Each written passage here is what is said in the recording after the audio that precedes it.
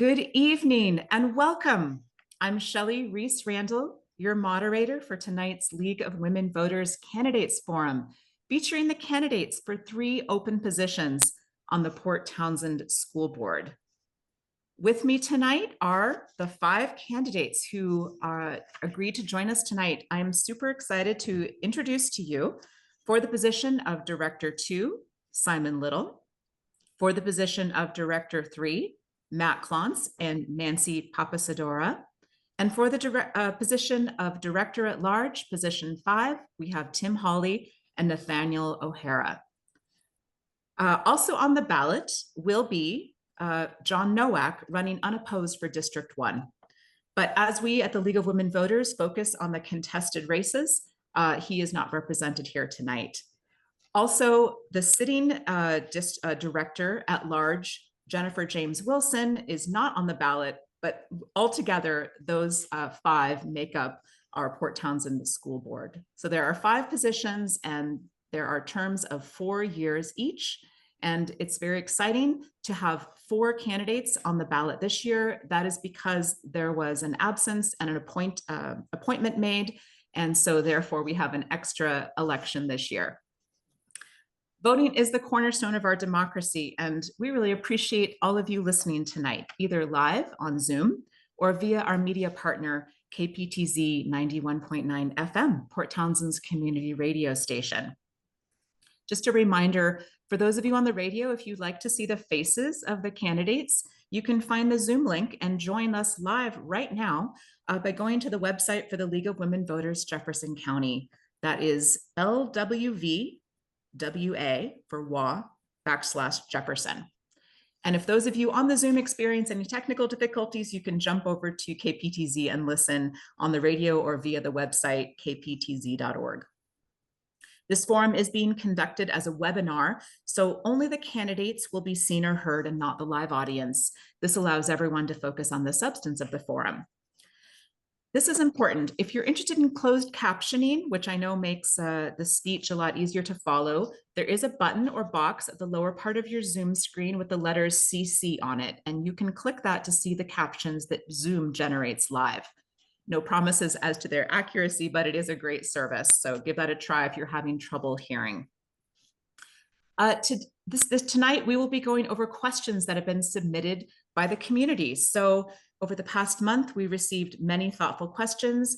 The ones you will hear tonight are your questions. They were first checked against the job responsibilities of school board directors to make sure that we're asking things that directly relate to the job.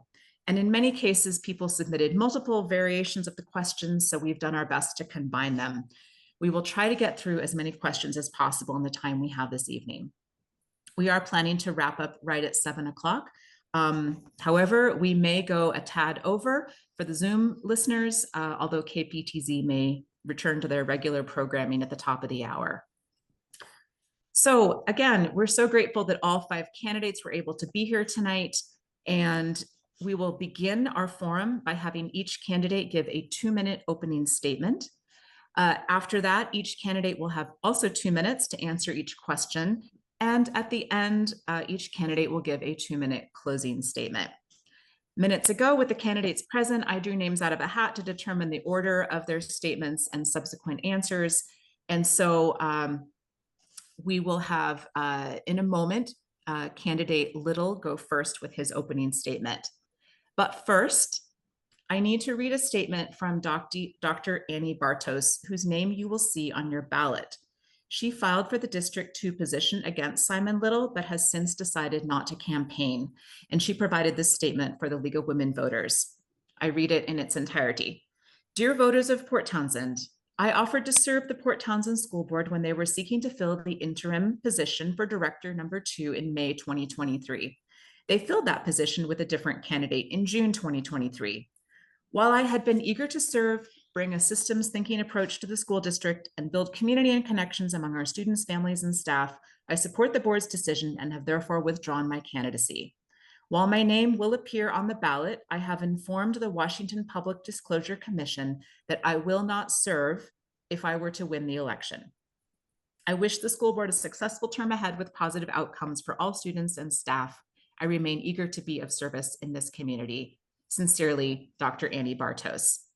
So we are very glad that the one candidate who is now essentially running unopposed is here and wanted to participate, and we welcome his participation in the interest of the democratic process. And so now, if all the candidates will unmute and keep your mics unmuted for the duration of the forum, then there's no reminding that you need to be doing that. So just keep quiet in the background, but unmute yourself. And Simon, Candidate Little, take it away. We will now hear your opening statement, and the timer will start. Thank you. My name is Simon Little. I'll be running for District 2. As Ms. Randall stated in the opening, I've been serving as a interim position of that seat since June, and I'm looking forward to continuing in that position. I'm a local small business owner. My wife and I run and operate Studio STL, a design studio here in Port Townsend. I grew up in town. I went to attended the Port Townsend public school system from kindergarten through high school and graduated in 1999. I had an opportunity to leave and attend college, and made a choice to come back here in 2007 to start a family of our own. I currently have 4 kids in the Port Townsend public school system from first grade through 8th grade. And that was a large driver for an incentive for me to participate in this part of our community. All right. Thank you very much. We will now hear the opening statement for the 2 candidates for position 3, and we will start with candidate Papasadora. Nancy, go ahead. Hi. So I too was, I grew up in Port Townsend. I hear an echo. I hope it's not on your end. So I grew up in Port Townsend, was born and raised here. Loved it here. Wouldn't want any different place to raise children. Moved away for some time, drove school bus for like 15 years in Alaska, circled back to Port Townsend because the home that I've always loved. I am a grandmother that decided to, I had 2 children of my own, but decided to take on 9 of my grandchildren when they came into foster care. And so I have raised them, and I have still have the 9 between 6 and 21. All the more reason why I wanted to turn out for this school board position 3, to be a voice for all the kids, not only my grandchildren, but all the children of the community. Any of their concerns and issues, I want to be able to address them. I want to address the parents' issues. I just want to be there and be more involved in my community and be more involved in my grandchildren's lives and be a positive role model. Thank you for having me tonight, and I look forward to many adventures ahead. Thank you very much. We will now have an opening statement from candidate Matt Klontz, also seeking the District 3 seat. Go ahead. Thank you, Ms. Randall, for being our moderator tonight. And thank you, League of Women Voters, for hosting this event. And thank you, KPTZ, for broadcasting. So my name is Matt Klontz. I, like Simon, am a Port Townsend graduate. So was my wife. I was a year ahead of Simon, actually, a graduate of 1998. I currently have 2 children in the school district. One is a freshman, one just started at Blue Heron Middle School.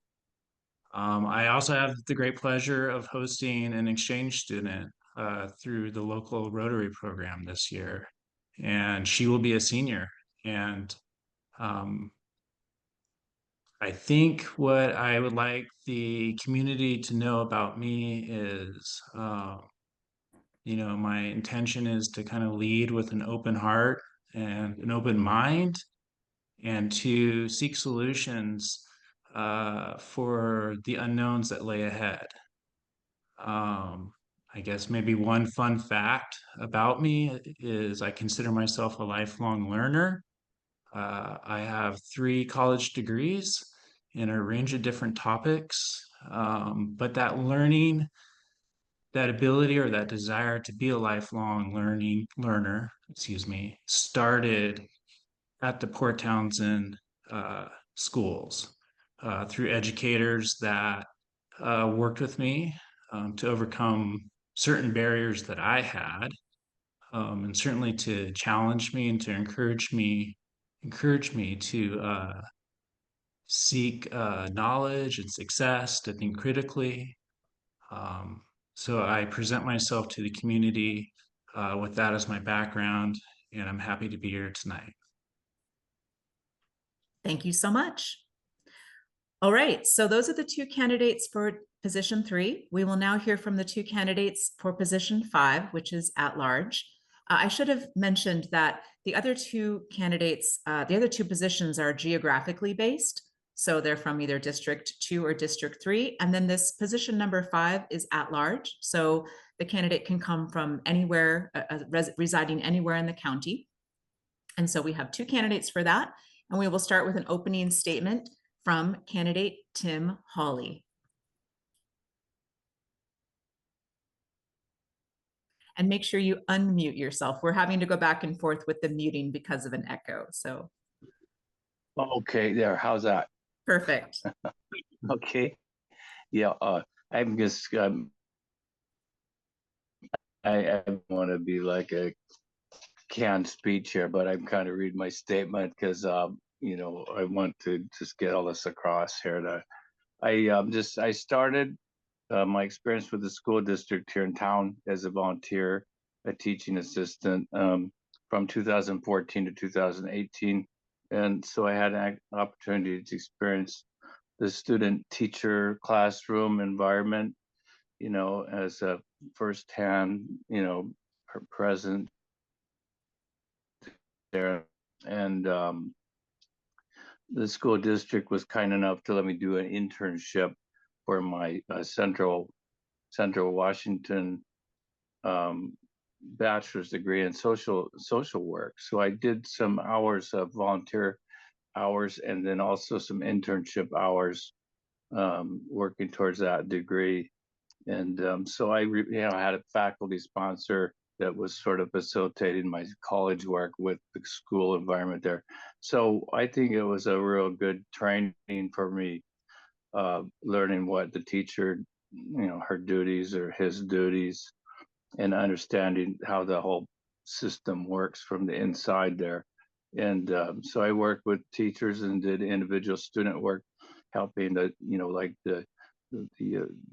learning programs. I keep getting mixed up. It's the individual education plan for the students. And so I worked with some of those students, and I had a lot of rewarding time interacting with the teacher and the students. And so I think that was a valuable time for me to be sort of oriented with what goes on in the schools. From the administrative perspective, I'm still kind of in the dark as I have not been in a position of leadership in the school district. And so Mr. Hawley, I'm Mr. Hawley, hoping to. I'm Yeah. sorry, we're out of time. So just finish up your sentence. Okay. I just want to help better equip in identifying students with special needs, especially in helping to equip teachers to handle and recognize students' special needs, and to help them complete high school. Thank you. Just for fairness, we try to keep everyone to the same time limit. So that's great. And we will now hear the opening statement from candidate, Nathaniel O'Hara. Hi, thank you for inviting me tonight and hosting this event. I am Nathaniel O'Hara. I have been on the school board for about 6 years. I was appointed um, 6 years ago, and then I ran, and I'm finishing my first full term now, and I would like to do another term. I'm excited to have the opportunity to work on this with the board and with the superintendent in this unique community. I think we have opportunities here to really raise our children up and really make them the priority. We face a lot of challenges, I think, demographically and systemically within our community. And I'm welcome the opportunity to, again, work with our superintendent, work with staff, families to really address those.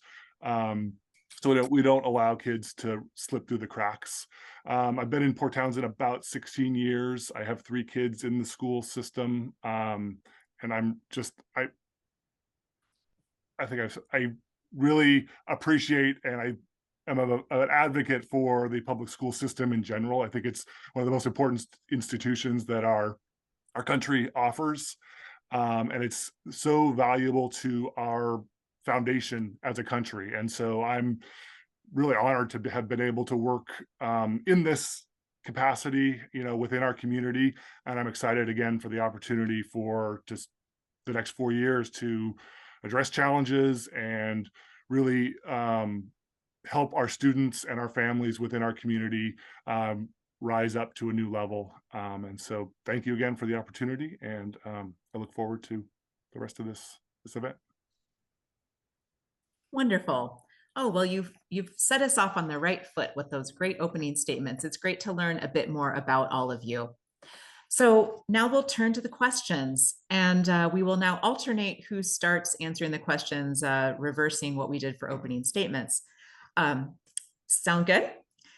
We'll be starting with having the District 2 candidate answer. Of course, that is solely Simon Little. So Simon, if you can unmute, we will, you'll be the first one to answer this question, and then we'll go down the line again. So the next person who will speak will be Mr. Klontz. All right. So we got a number of questions about the infrastructure of the schools and the facilities at Port Townsend School District. And so the question is, looking ahead for the next 4 years, which is the length of the term that you might be elected to, what do you think the top infrastructure priorities should be for the Port Townsend School District? Specifically, if you have any thoughts about areas to reduce the carbon footprint or improve waste reduction measures. So kind of looking at the sustainability as well as infrastructure priorities. Go ahead. Great, thank you.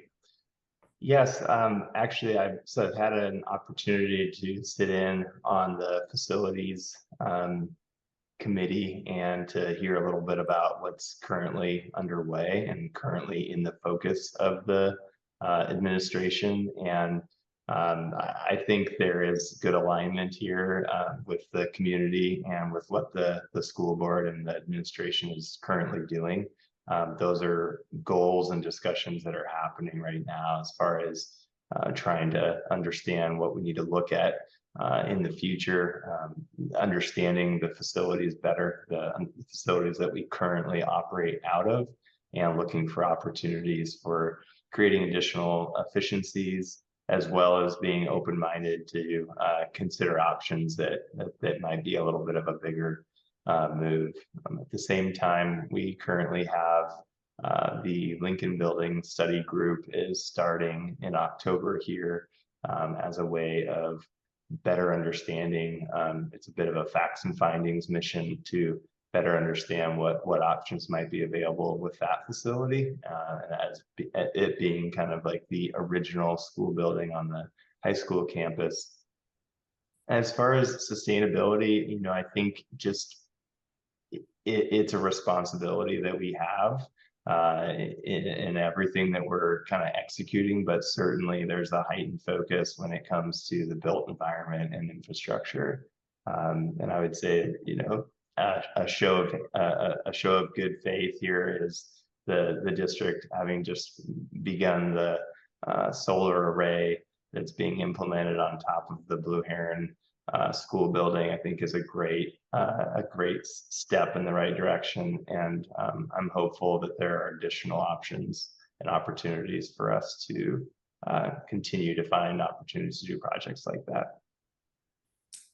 Great, thanks. Okay, appreciate that thorough response. We'll now move on and ask the same question to Mr. Klontz. And at any time, if you need me to repeat the question, just ask. Thank you, Ms. Randall. Just building on some of Director Little's comments. So I'm a practicing civil engineer in my day job. And in terms of infrastructure, my mindset generally is focused on preserving existing infrastructure, maintaining, in other words, what you already have and taking good care of it.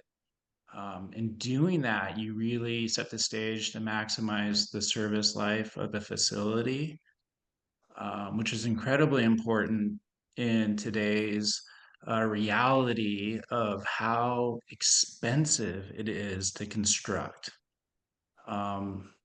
In terms of sustainability, a way of looking at sustainability is to think about the resources from our planet that go into building new infrastructure. And, in terms of concrete and steel and asphalt, those are societies or the environment's scarce resources. So to build new, you use these resources, whereas sometimes to preserve existing and maintain existing, you're using less of those valuable resources. Another twist in terms of sustainability, an opportunity that I think is out there is electrification of the school buses. It appears that there's like some grant funding opportunities that are becoming available for school districts to seek funding. And with that, I'm going to stop, but I am going to comment. I'm not seeing the timer. Okay, the timer's in the gallery view, so maybe, okay. I got it. I arrowed over. My All right, apologies. perfect. Okay, so we'll now hear from Mr. Klontz's opponent on the ballot, and that is Ms. Papasadora. Tell us about infrastructure. All right. Some really great points have been made, and I think we need to build on what we have and check all options that we have available. The solar idea is an excellent idea. Looking into possible electric buses, anything to save the environment, to help and make a better environment for the children. I definitely will be doing some more research on all of this, but there are always lots of options to look at, and we need to move forward and build better. All right. Thank you. Thank you. Okay, wanted to make sure that was the final word there from Ms. Papasadora.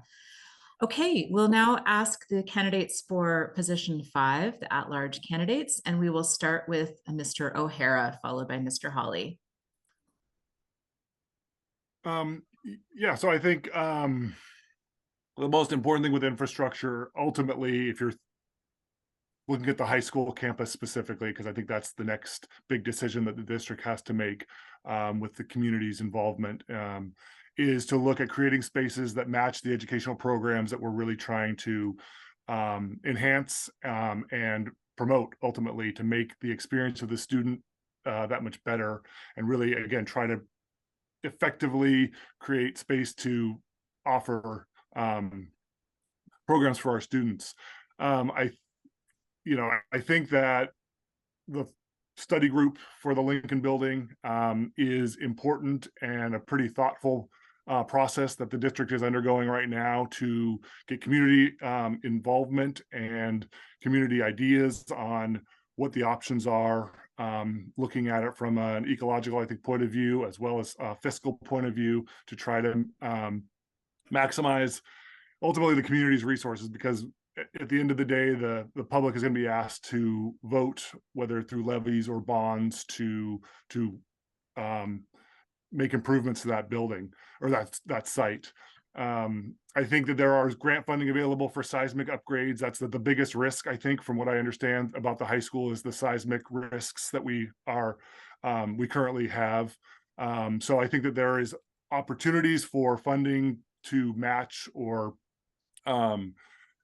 enhance what the public will be asked to pay. Also, to look at our historical and the value that the historical aspects of this building bring to our community is also important, and that study group will undergo all of those things. So I think that's the end of my response. Thanks. Yes, thanks for keeping it to time. All right, we just heard for the radio audience from Mr. O'Hara. And now unmute yourself, Mr. Hawley. Okay. Yeah, I don't feel, I think, could you repeat that question? It's been a Sure. while since It has you- been a while. So the question is, in looking ahead for the next 4 years of your potential term, what do you think the top infrastructure priorities should be for the Port Townsend School District? And specifically, any thoughts you have about sustainability, such as reducing the carbon footprint of the schools or doing waste reduction? Oh, I think making optimum use of the spaces that we have. The new Salish School is quite a work of art there. You know, that probably had a lot of planning that accounted for the spaces usage and energy and consumption and all that. I'm not a real studied guy in that whole area, but I would say you want something sustainable plan that will not be wasting money on something that's not going to give back a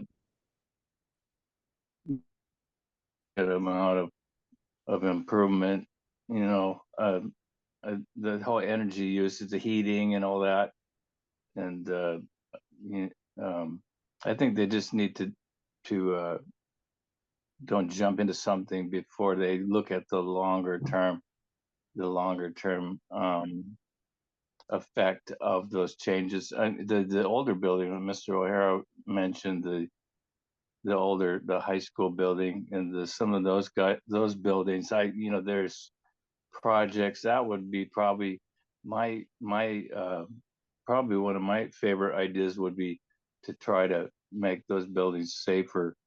The older structure, there's ways to reinforce them so that they can handle more. I don't know how they do that, but they reinforce the original brick and that, so that it's able to to hold up in some kind of a disaster sort of. And as far as carbon footprint, I'm kind of a pro fossil fuels guy, I'll be honest with you, but I think that certainly cut cost on fuel consumption and the buses on some of the routes. Maybe do some trimming of some of the use of fuel. I don't know. Okay. That's about all I have to say. Thanks. Okay, time is up, so that's good. All right, and we just heard from Mr. Hawley there. Well, thank you all for tackling that question. On a completely different topic, we're going to move ahead to the role that the school board has in helping to select curriculum for the schools and the students that ends up being taught in the classroom. So we've had some interest around a topic that has, been in the news lately. Here's how I'm going to phrase it. Most school districts have a policy statement about creating a positive learning environment for students. Some school boards have interpreted this to mean that students should not be taught about uncomfortable subjects like racism or the taking of Indigenous land by white settlers. What are your feelings about teaching the history of racist policies that have occurred in this country, this state, and this local area. We are going to mix up the responses. So Mr. Little is not at the beginning. We're going to start with Nancy Papasadora, candidate for District 3. So again, ask again if you need the question repeated, but essentially we're trying to get to the bottom of your feelings about teaching uncomfortable subjects. Go ahead.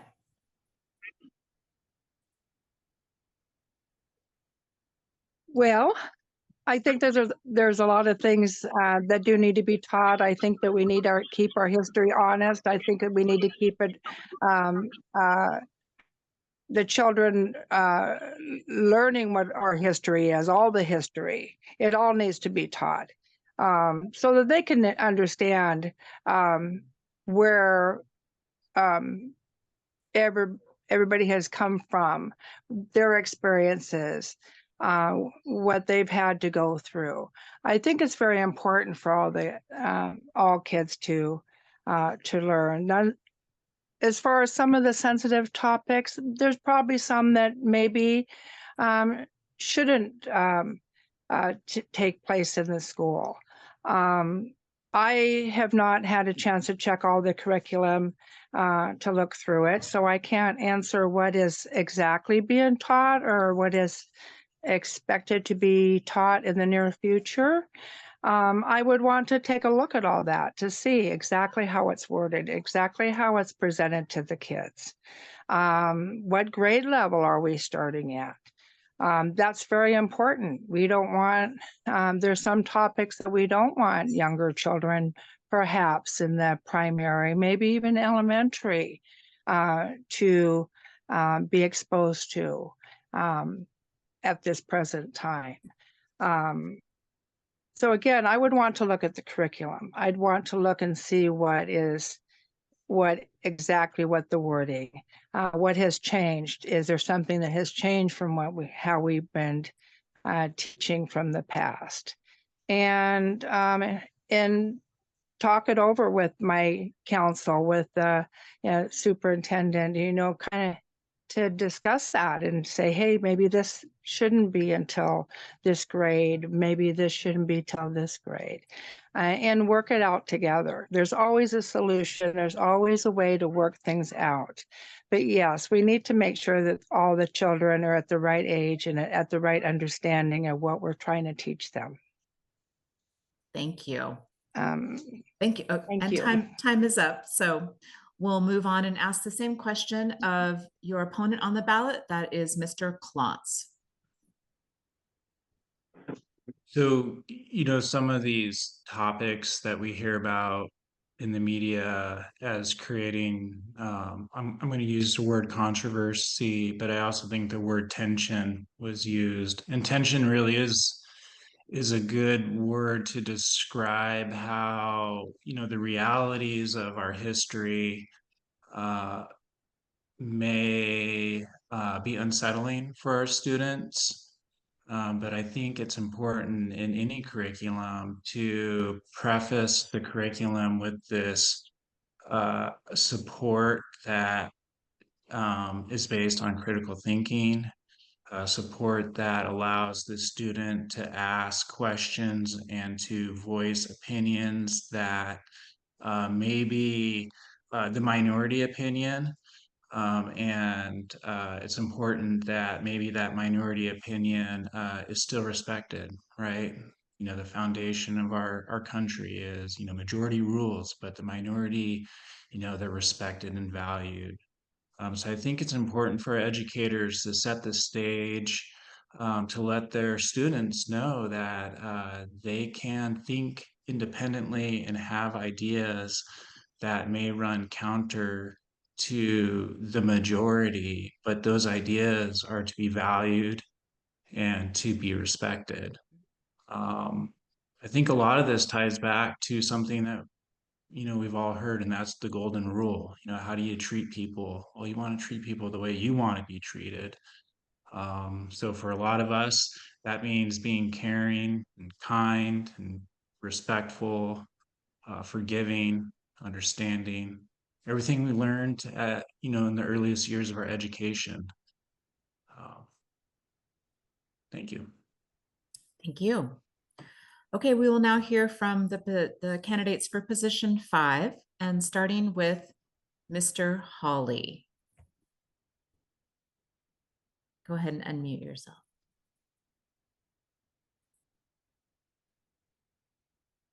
He's almost Okay. There we go. Yeah, there's been some controversy on curriculum. Yeah, there's been controversy over curriculum.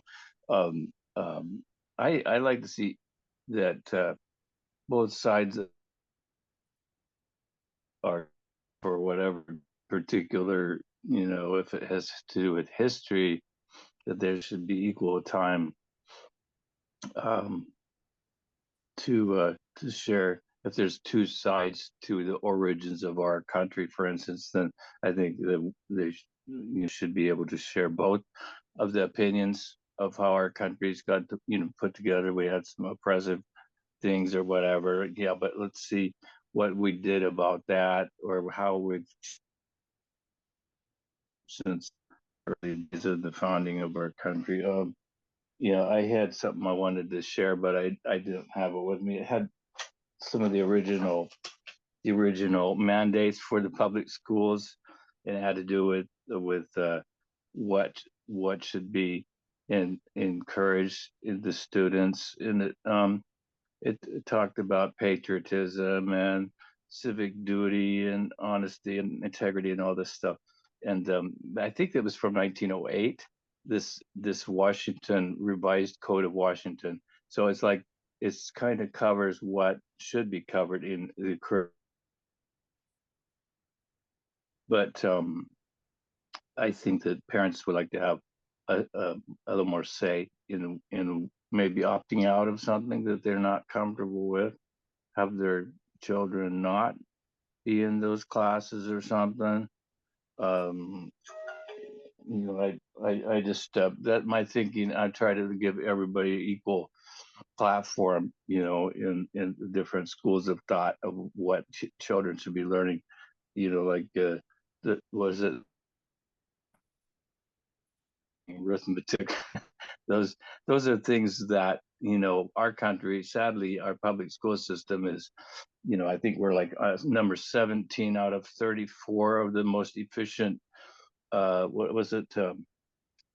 Math, science, and literacy among 15-year-old students in America.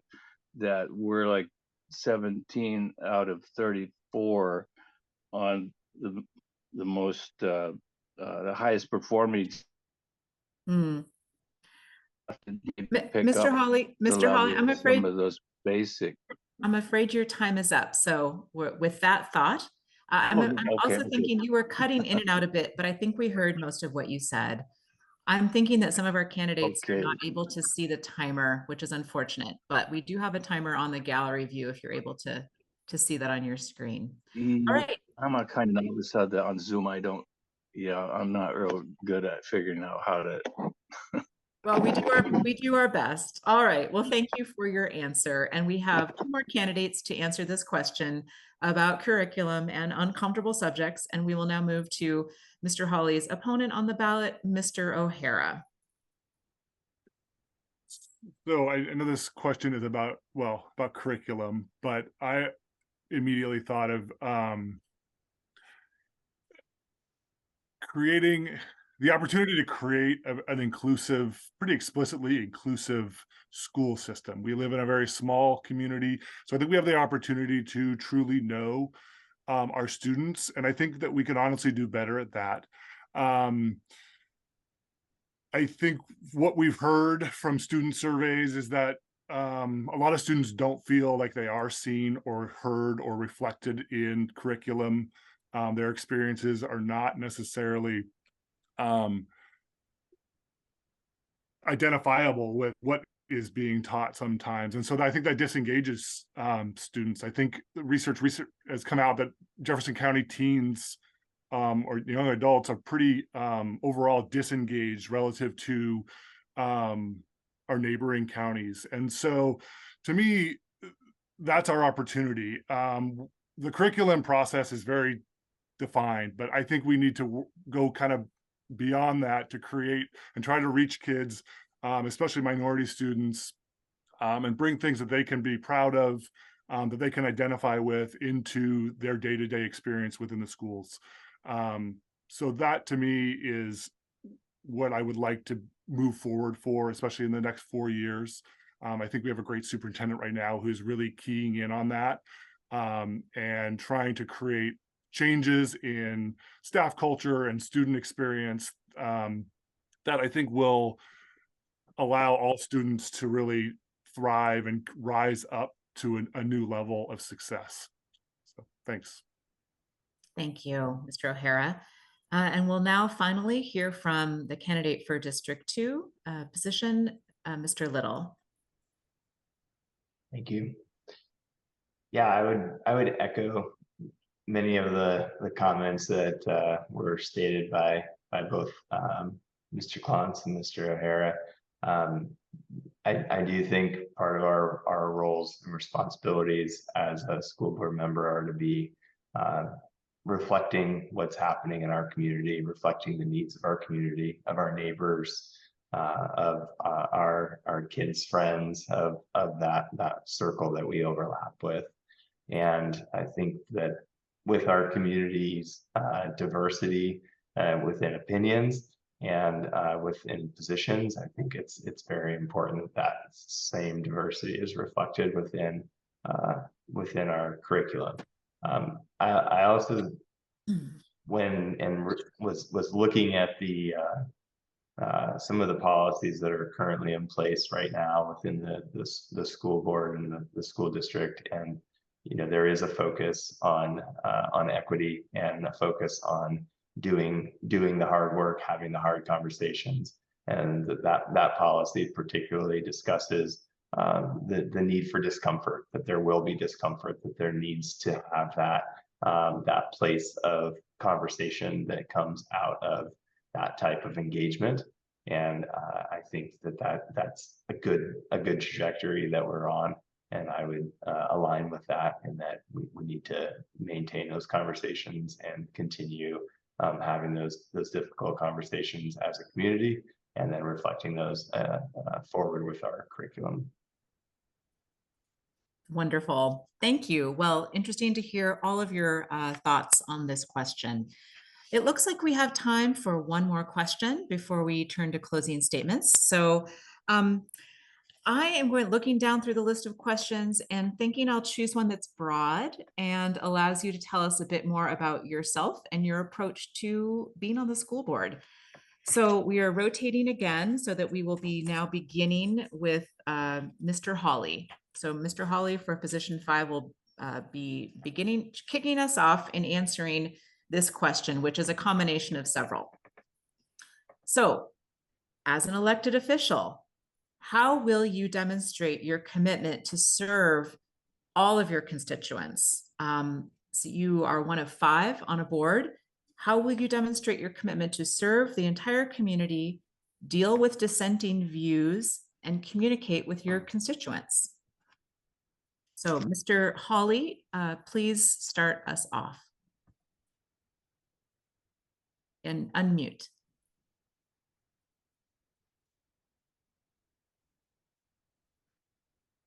We're waiting for Mr. Hawley to join us.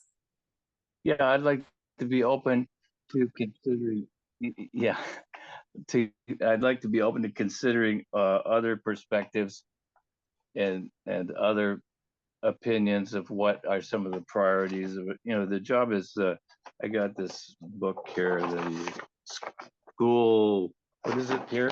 School board standards. That was Latricia from the front office at the district. She referred me to this pamphlet that was produced by the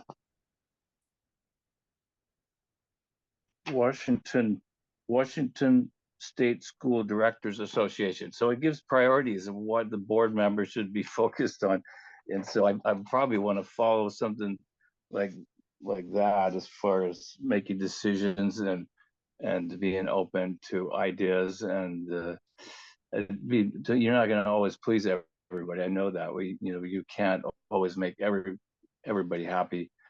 But there's the idea of working together for a compromise, compromise on different issues that are agreeable to both parties. If there's two sides to something, I would really take some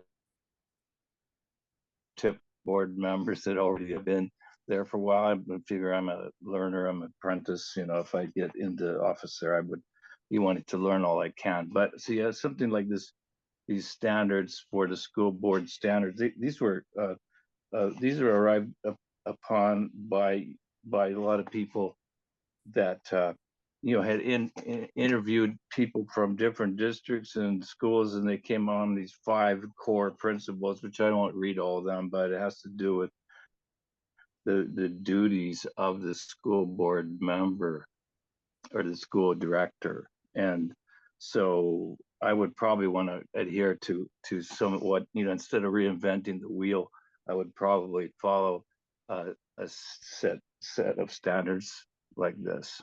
So I don't know if that answers the question. A perfectly fine answer. I just interrupted because your time was up. And now we will move on to a hearing from Mr. Hawley's opponent on the ballot. That is Mr. O'Hara for position 5. Go ahead. Thanks. Yeah, I think the most important, one of the most important aspects of being a board member is listening to your fellow board members, really trying to make an effort to be in communication with your constituents. I think that can always be improved. I think the priority, I've tried to make a priority of the district to be in communication out into the community. And I think that the school board directors specifically have a responsibility to do that, and kind of take that off of the superintendent in a lot of respects. I also think that supporting the superintendent is a key part of the job, and bringing new ideas, bringing honest conversations to the open public meetings is important, just for the opportunity to talk through ideas, and follow policies that are in place, and move the district forward. Let's see, I think there were other aspects of the question. Can you run through just a bit more about how you would demonstrate your commitment to serving the entire community and communicating with your constituents? Well, yeah, okay. I think the challenge that I found on the school board is that our community is somewhat stratified in that we have a larger retirement community, and then a more affluent retirement community, I think, and then the family is smaller and less affluent. And so I think it is critical that we could continue to communicate, engage all of our constituents, but especially people that don't have the day-to-day contact with our schools that some other suburban communities may have at their disposal. Thanks. Great. Thanks for getting that clarification in there and asking for it. Okay, we will now hear from candidate Little for position 2. Thanks. And Ms. Randall, do you mind just repeating the question from the beginning? Thank you. Yeah, and I'm going to say it different ways each time because I'm combining a couple questions here, but especially if it's your first time being an elected official, you may realize that it's impossible to please everyone. So how will you deal with dissenting views?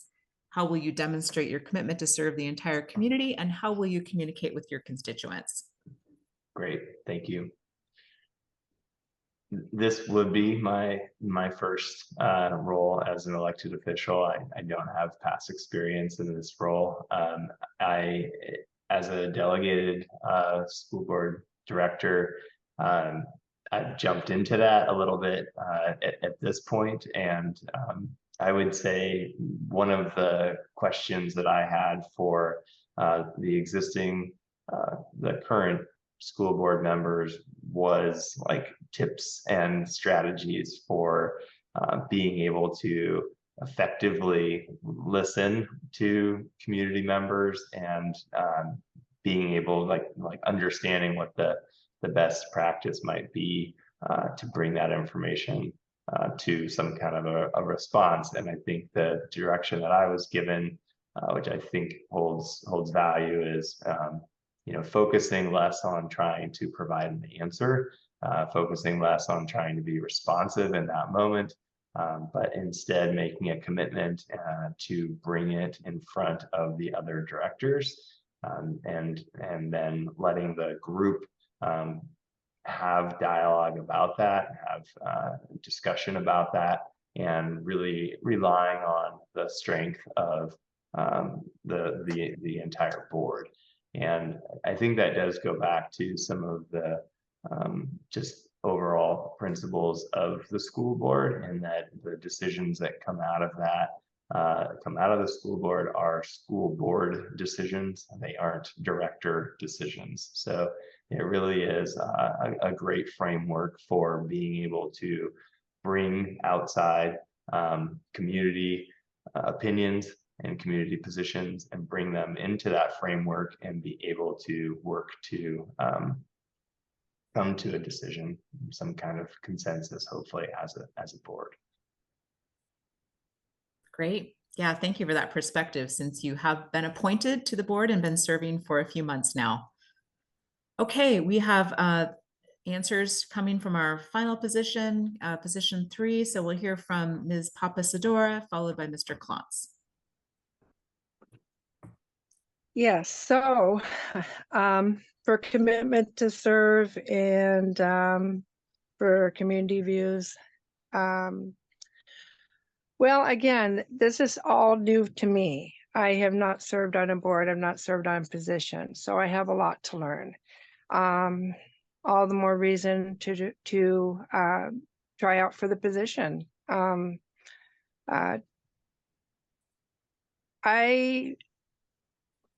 I would work with my other board members and superintendent. If there's something that is on the table that that I'm uncomfortable with, or I have questions, or don't feel is the right strategy, then I'm going to discuss it with the members, because we are a team.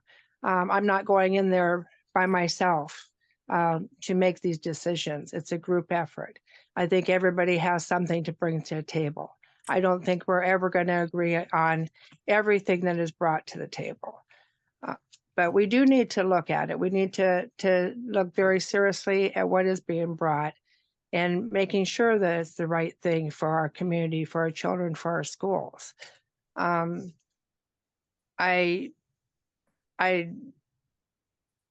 work well independently, but I like to hear what other people have to say and what they have to teach me. For the hard conversations, yes, same thing. It's there's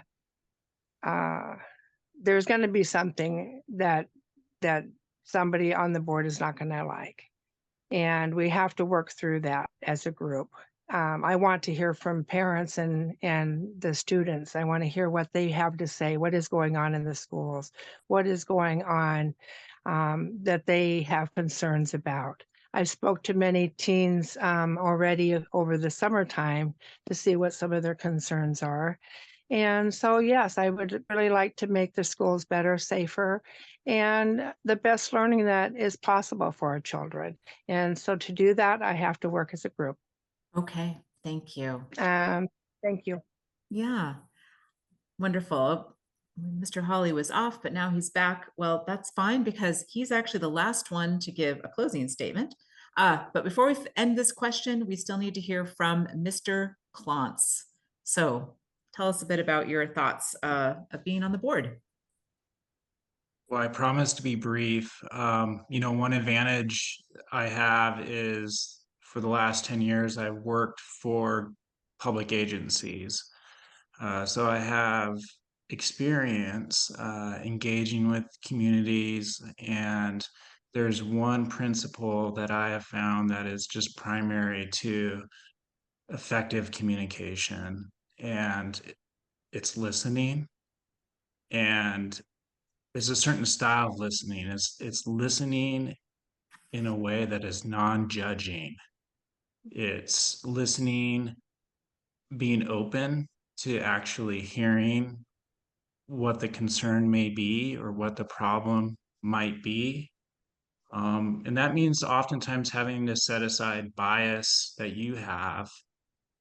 I think through this effective listening, asking clarifying questions, restating what you just heard to make sure you really truly understand, you can almost come to a solution oftentimes, and usually you can get almost there, if not there, through effective listening. So I think what I offer is, as a leadership framework to the community, is somebody who's committed to effective listening, who wants to listen, who wants to hear your concern and your opinion, wants to talk with, the other directors in a public meeting through some of these difficult decisions that may need to be made. And I believe, the outcomes will be positive for the community and for our school district.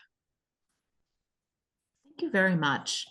Well, folks, it's now come to this part of the evening where we turn to the closing statements of the candidates. And I'm going to make the executive decision to have Simon Little go last because we may run out of time at the top of the hour. So if you're on the live webinar, stay tuned. But KPTZ may need to go back to regular programming at 7. And so with that, we're going to reverse the order in which you did your opening statements, and we will start with position number 5. Nathaniel O'Hara goes first, then Mr. Hawley, and then we'll do position 3, followed by position 2. And then you'll hear a little wrap up from me, your moderator, Shelley Reese Randall. Sound good? So, Mr. O'Hara, you will kick us off. Please, a 2-minute closing statement. Great. Yeah, thanks again for doing this event. It's been a great experience. I actually just thought it's a very positive sign for our community and for our school district to have contested school board elections. So just the fact that we do have multiple people running for multiple positions is a good sign for our community. I'm excited to serve for another term should I be elected. I think we have a lot of positive momentum right now coming out of COVID, and I'm proud of my experience serving as the board chair during that time of the districts and our communities. And I'm excited for, again, the opportunity to continue to get back to what this new normal is, and addressing student needs ultimately in this, and enhancing the student experience for each student in our district. As I said before, I think that we have a engagement issue for teens in our community, and I think that needs to be addressed, and that's what I would really like to focus on over the next 4 years. I think we are addressing that. I think we're addressing equity, which is important, and all of these aspects of a child's childhood as they come. We have the most contact with them, and the nature of the system is that school districts have become more social service organizations, and had to offer things that traditionally have been not in the school district's purview. And so I'm proud of the way our district has adapted to that, and I'm excited for the next 4 years to really ultimately bring our students into a better place. Thank you. Thank you. That was candidate Nathaniel O'Hara for the at-large position number 5. We will now hear a closing statement from candidate Tim Hawley for the same position.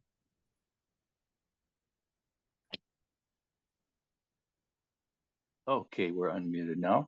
Okay, yeah, I'm looking forward to the opportunity to serve on the school board if that happens, and I really would like to explore more learning for parents and guardians about some of the learning impairments that their students may be experiencing, and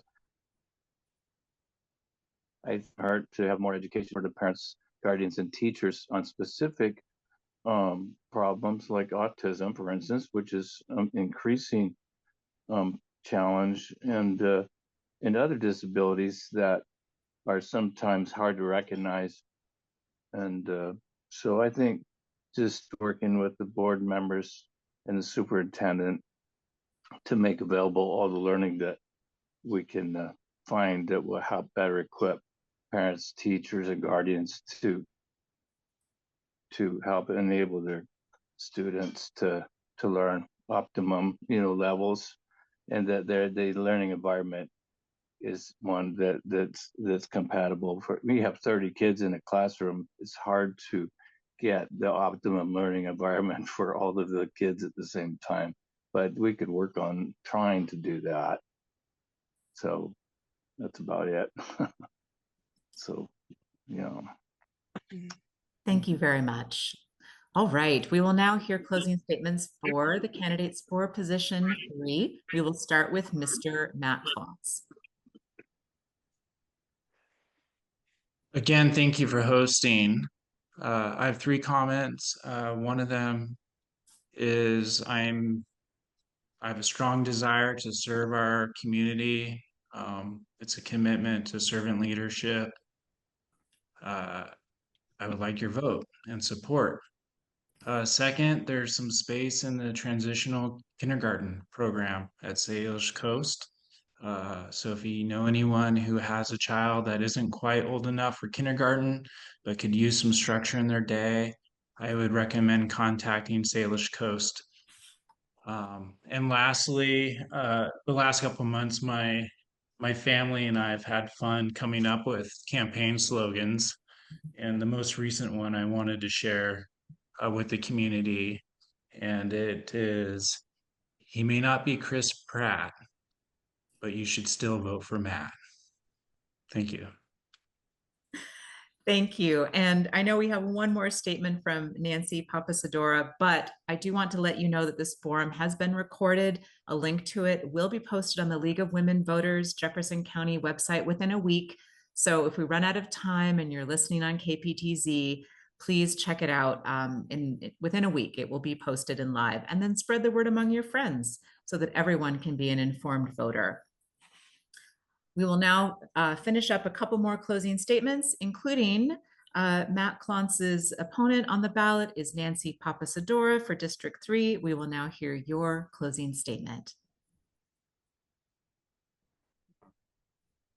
Well, I'm very honored to be able to even be running for this position. I'm excited. I'm a grandmother. I love my grandchildren more than life itself.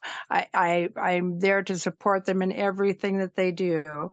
I'm excited to be able to be more a part of their life and more a part of their school system. And I want to be there and be a voice for them, for all the children. I want to be a voice for the parents. I want to do more for our community. I can't express enough what number one in our community are the children. And we need to make sure that they have an education and that they're safe in school, and that we're doing everything possible to make sure that their futures are brighter. And again, I want to thank you for having me on this forum. And I look forward to and being able to be on the board. And thank you again. Thank you. All right, we are turning to the final position in our forum. It's for District 2, and Simon Little will now give his closing statement. If you've just joined us, Simon's is on the ballot for position 2, and there will be another name opposite him, Annie Bartos, but she has decided not to campaign and will not serve if elected. So with that, Simon, your closing statement. Thank you, and I'll keep it short. I just want to say thank you for the opportunity to participate. I think this is a great example of being able to give the opportunity for the community to hear a little bit about who we are and what our voice is, and what our opinions and positions are. And I think it's great to have a chance to do this together and to have a central place where people can tune in and hear what's going on an important topic. So thank you for the chance to do that. Thank you, Mr. Little.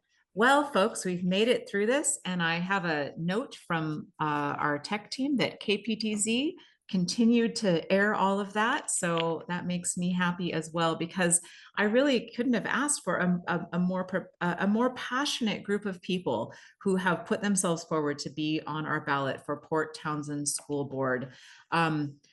Thank you, everyone, for your time and your thoughtful responses. As Mr. Little put it, it has been very helpful, I think, for the public to hear from all of you. And again, if you were listening live on KPTZ 91.9 FM, you can, in a few days, go to the League of Women Voters website and watch the forum again and see everyone's faces, you know, while you're doing the dishes. And that's why I listen to webinars. I want to remind everyone that tomorrow night at the same time, you can join the forum for the Quilcene School Board candidates. And Wednesday night at 6 p.m., you can hear the forum for the candidates for the Port of Port Townsend Commission. It is now just past 7 p.m., time for our forum to end. Thank you to all of you for listening. And I want to remind you again that you can go to the League of Women Voters website, which is LWVWA/Jefferson, and you can access this recording. We get the most views on the recordings of these forums, and it will be up right through the election. I did want to give you a little bit of information for those of you who can stay on about voting. If you're not registered to vote yet, you can do so online or via mail up until October 30th. After that, you will need to go in person to the Jefferson County Courthouse to register so that your paperwork can be processed prior to the November 7th election. We are expecting that ballots will be mailed out this week, I think. So do be watching for your ballots and return them by November 7th via mail or via one of the many ballot box locations in Jefferson County. And you can find a complete list of those on the League of Women Voters Jefferson County website referenced. Please tell all of your friends that, remind them that have everyone make a plan to vote. It is really important. It is the cornerstone of our democracy. It's one of the reasons I volunteer my time for moderating these forums year after year. And again, I couldn't be happier with tonight's slate of candidates showing up in so many ways. Before we wrap up things formally, I want to give a little plug for the League of Women Voters Jefferson County Essay Contest for high school students. Since many of you listening may have students who could apply, I want to tell you a bit about it, and you can find out more on the website, and then we'll call it a wrap. Your local league is already planning for the 2024 high school student essay competition, which is open to any high school age student residing in Jefferson County. There is a topic and then a 500-word limit. And this coming year's topic is voting is a core tenet of our democracy. If you could vote in the 2024 election, what issue would most influence your vote? Good one to think about. There are prizes of $150, $100, and $75 awarded for first, second, and third place essays. And I do want to give a little challenge out there. Last year, students at Chimacum High School swept the awards. So Port Townsend High School, time to step up. And the leading essays are published in the Port Townsend Leader. So for full details on the essay contest, which opens in March, go to lwvwa.org/Jefferson. Thank you all for joining us. We will now end the webinar and KPTZ may return to its regularly scheduled programming. I'm Shelley Reese Randall. Good night to all.